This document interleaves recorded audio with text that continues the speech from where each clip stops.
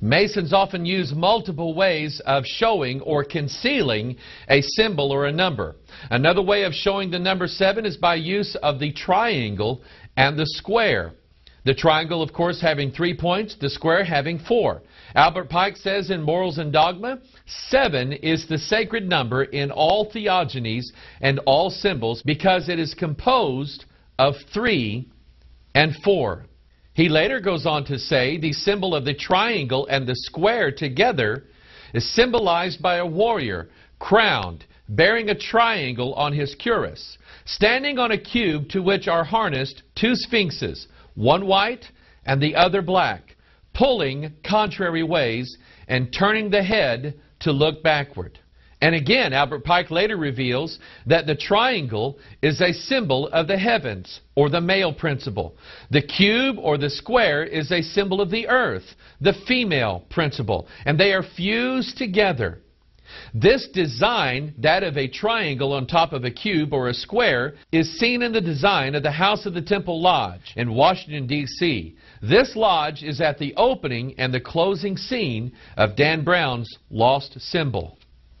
Let's look a little more closely at the House of the Temple Lodge in D.C. and the design of the building. We see that the bottom part represents a cube, which Albert Pike says represents the earth or the female principle. It has 33 pillars.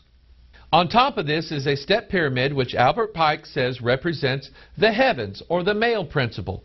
It has 13 steps. So we have the earth principle representing man, fused together in the same temple with the heavenly principle representing Daniel's 4th kingdom that shall fuse themselves in with the seed of men.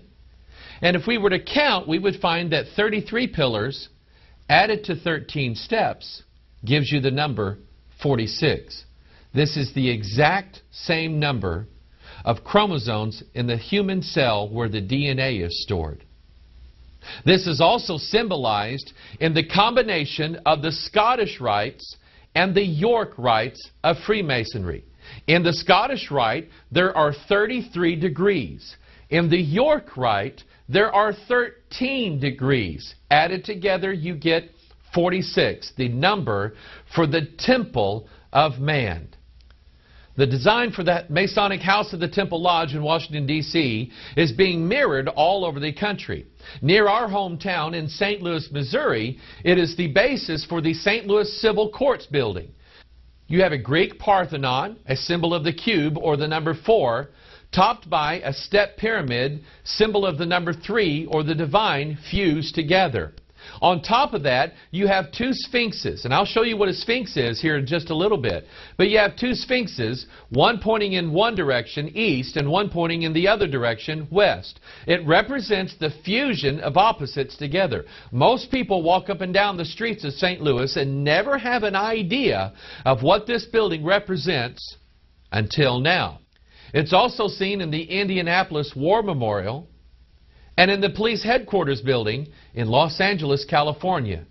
You might be able to see a building near your hometown with the same design, and now you know what it means. Another way of depicting the number 7 is by way of the lambskin apron. This apron consists of a triangle, which is a representative of the number 3, the heavenly, and a square representative of the number 4, the earthly. They are fused together in one apron, showing the fusion of the 2 kingdoms. Another symbol that is closely linked with the square and compass of Freemasonry is that of the blade and chalice. Dan Brown referred to this and actually revealed this to the world in his book, The Da Vinci Code. It is seen in Da Vinci's painting of the Last Supper, the image of Christ being the blade or the triangle pointing upward, the space between he and the woman sitting next to him, who's supposed to be Mary Magdalene, being a symbol of the chalice or the earth principle, and they are fused together, the human being fused with the divine. This fusion of opposites in the blade and the chalice can be seen in what most people call the Star of David, but it was actually referred to as the Seal of Solomon. It represents the key to immortality, or union of the human with the divine. Eliphas Levi, in his book, The Doctrine of Transcendental Magic, calls it the chariot of Ezekiel, which is a reference to Ezekiel chapter 1 and the 4 cherubs that Ezekiel saw bearing up the throne of God. These 4 cherubs in the occult world are symbolic of the 4th kingdom of the book of Daniel chapter 2, where they shall mingle themselves with the seed of men. Albert Pike says in Morals and Dogma, "For the master, the compass of faith is above the square of reason, but both rest upon the Holy Scriptures and combine to form the blazing star of truth." Albert Pike later goes on to reveal that the blazing star actually represents the god Horus, who is the son of Osiris, the sun god. Remember, he is the one that is murdered and brought back to life.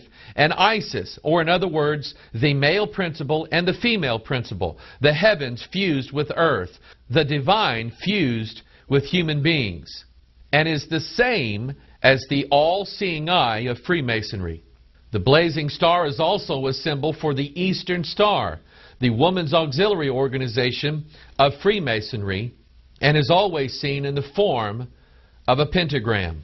Concerning the pentagram, Manly P. Hall writes in The Secret Teachings of All Ages, "The pentagram is the figure of the microcosm, the magical formula of man. It is the one rising out of the 4, the human soul rising from the bondage of the animal nature. It is the true light, the star of the morning. It marks the location of 5 mysterious centers of force, the awakening of which is the supreme secret of white magic." The pentagram is used extensively in black magic, but when so used, its form always differs in one of 3 ways. The star may be broken at one point by not permitting the converging lines to touch. It may be inverted by having 1 point down and 2 up, or it may be distorted by having the points of varying lengths. When used in black magic, the pentagram is called the sign of the cloven hoof, or the footprint of the devil. The star with 2 points upward is also called the goat of Mendes, because the inverted star is the same shape as a goat's head. When the upright star turns and the upper point falls to the bottom, it signifies the fall of the morning star. Now let's look at the true biblical meaning of the symbol of the pentagram. You see that the pentagram represents a particular number. It represents the number 5. Let's then go to the Scriptures to get understanding. Remember, Manly P. Hall said that it signifies the fall of the morning star. Let's look at what Isaiah chapter 14 reveals about the falling of this star. "How art thou fallen from heaven, O Lucifer, son of the morning? How art thou cut down to the ground, which didst weaken the nations?" Now God is looking into the heart of Lucifer himself, and he sees that Lucifer has a plan. He has an agenda, represented by the pentagram, the 5-pointed star. And here in Isaiah 14, we see Lucifer's 5-point plan.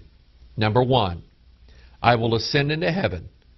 Number 2, I will exalt my throne above the stars of God. Number 3, I will sit also upon the mount of the congregation in the sides of the north. Number 4, I will ascend above the heights of the clouds. And number 5, I will be like the Most High.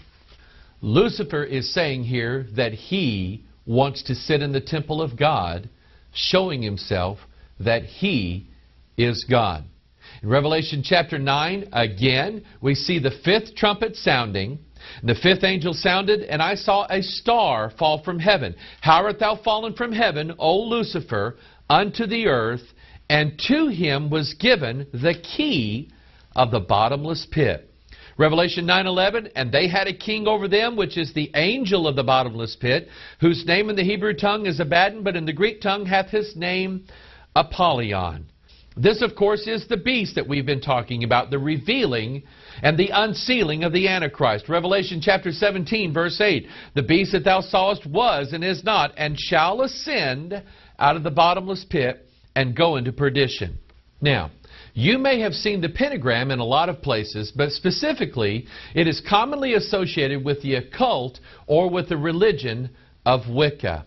Wicca practices what's called the Great Rite Ritual. Let's look at what this ritual is and its association with the five-pointed star or the pentagram. In Wicca, the Great Rite is either ritual sexual intercourse or else a ritual symbolic representation of sexual intercourse. In the symbolic version, the high priest plunges the anathema or ritual knife, the male symbol, into a cup or chalice, the female symbol, which is filled with wine and is held by the high priestess. The Great Rite symbolizes creation in the union of the maiden goddess with the lover god, and thus is also known as a fertility rite. A variety of ritual occasions call for the Great Rite to be performed, such as during the festival of Beltane on or about May 1st. Author Kathy Burns reveals that the Great Rite invocation specially declares that the body of the woman taking part is an altar, with her womb and generative organs as its sacred focus, and it reveres it as such. The high priestess then lays herself down towards the altar, and her arms and legs outstretched to form the pentagram. A quote from paganlibrary.com reveals, the high priestess then lays herself down, face upwards, with her arms and legs outstretched to form the pentagram. The high priest fetches the veil and spreads it over the high priestess' body, covering her from breast to knees. He then kneels facing her with his knees between her feet. This is why in the Freemason Lodge the altar is usually in the place of the blazing star, a pentagram. This is also why the candidate kneels before the altar. The meaning, of course, of the Great Rite ritual reveals the secret of Freemasonry, the union of opposites, male and female together, or the joining of the divine with the human. Manly P. Hall writes in The Secret Teachings of All Ages, the Pythagoreans taught that the elements of earth, fire, air, and water were permeated by a substance called ether, the basis of vitality and life. Therefore, they chose the five-pointed star or pentagram as the symbol of vitality, health, and interpenetration. Another symbol related to the pentagram is the symbol of the Skull and Bones. The Skull and Bones Society is the secret society located at Yale University. George Herbert Walker Bush, George W. Bush, and John Kerry were all members of the Skull and Bones Society. The skull and bone consists of two leg bones crossed and a skull placed over them. The skull is that of the enemy of God, the Antichrist. The crossbones are a symbol for the chromosomes where the DNA is stored. The meaning of the skull and crossbones is the mingling of the seed of men with the beast, the Antichrist. In towns and cities all across America, Freemasons are often involved in the laying of a cornerstone of a building. This cornerstone ceremony often features a stone suspended by a tripod, a symbol for the number 3, and the stone is anointed with 3 gifts: corn, wine, and oil. Masonic author Prentice Tucker refers to these in his book The Lost Key as, quote, the wages of the stonemason. The wages, the corn, wine, and oil, are symbolic of the results in spiritual or mental qualities of work done by the Spirit in the lower natures.